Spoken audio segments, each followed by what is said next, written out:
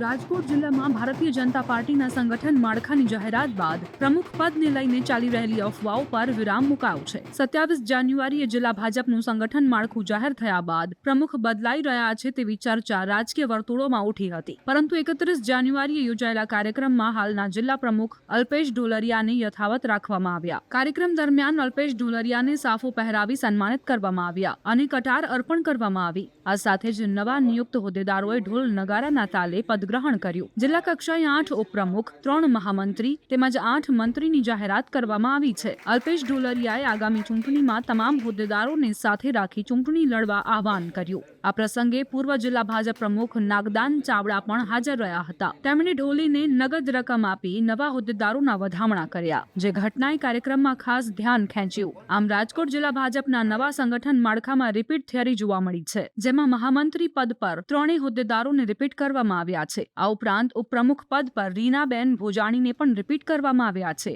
અનિતાબેન ચૌહાણની કાર્યાલય મંત્રીમાંથી મંત્રી તરીકે જવાબદારી સોંપવામાં આવી છે, જ્યારે યુવા મોરચા પ્રમુખ તરીકે મહામંત્રી પદે રહેલા દેવ કોરડિયાને પ્રમુખ, સૂરજ ડેરને મંત્રીમાંથી મહામંત્રી જાહેર કરવામાં આવ્યા છે। ભારતીય જનતા પાર્ટી આમ તો આજે અમારા પ્રદેશ ટીમનો અમારે આભાર માનવો પડે। અમારા પ્રદેશના અધ્યક્ષ જગદીશ વિશ્વકર્મા સાહેબ, અમારા સંગઠન મહામંત્રી રત્નાકરજી, અમારા મહામંત્રી અને સૌરાષ્ટ્ર ઝોનના પ્રભારી અનિરુદ્ધભાઈ દવેના સૂચનાથી, એમના આદેશથી આજે અમારી નવી ટીમ નો પરિચય બેઠક તેમજ પદ ગ્રહણ સમારંભનું આજે આયોજન હતું। આજે મોટી સંખ્યામાં પૂરા જિલ્લામાંથી અમારા કાર્યકર્તાઓ અમારા નવનિયુક્ત હોદ્દેદારોને અભિનંદન આપવા આવ્યા છે। જો કે ભારતીય જનતા પાર્ટીની અંદર કાર્યકર્તા હોવું એ જ મોટી વાત છે। અત્યારે જે હોદ્દેદાર છે એ કાલ નહીં હોય।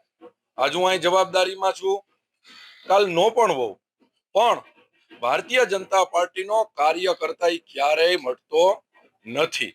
અને એવી જ રીતે આજે જે અમારી આખી ટીમ હોદ્દેદાર બની છે એ કાર્યકર્તા છે અને એને વ્યવસ્થા સંભાળવામાં આવી છે। અને ભારતીય જનતા પાર્ટીનો કાર્યકર્તા યોદ્ધો હોય છે અને એની કાયમ માટે ગમે ઇલેક્શન હોય, ગમે જવાબદારી હોય, એના માટે તૈયારીમાં હોય છે। એવી જ રીતે આજે અમારી સમગ્ર ટીમ ભારતીય જનતા પાર્ટી જે જવાબદારી સોંપે એ નિભાવવા માટે અમે તત્પર છે। અને અમારું અત્યારે એક જ લક્ષ્ય છે, આગામી સમયે જિલ્લા પંચાયત, તાલુકા પંચાયત અને નગરપાલિકાની ચૂંટણી આવશે।